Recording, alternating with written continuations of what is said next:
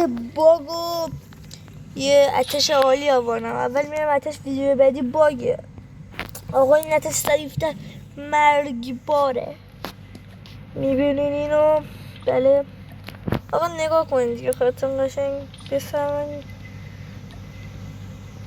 بده من رنگشو بردارم. آخ رفتش. آقا این از اینم، اینم از این، اینم از این، اینم از این. اینا هم حتما روش بذارین، اینا باعث مومنت عالیتون میشه. مومنتتون رو خیلی خوب میکنه واسه ویدیو کنم. زیاد کاری نکن. خب بریم برای امتحانش. 3 2 1 لیتس گو. تو بتل حتما بچینین، خیلی قویه. اچس وان شات رو میزنه اگه یکم دور باشه. آره نمیفیده میشه.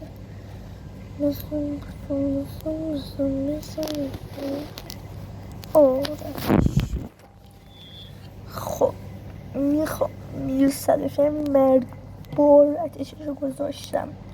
آتشش رو حتما بچین. گانش عالی برای بتل خداست. تو دوئلم گان نکن، گان متیکو لیجند بیارن از این قوی تر نیستش. گان خداست. من انقدر باش بازی کردم بالا دوستش کرد. او پینگ هم باز لگ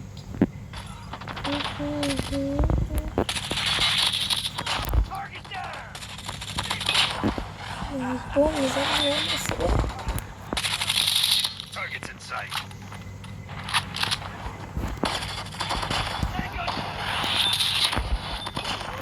آتیشه مرگها اره کرده باشم کنم. خدافز.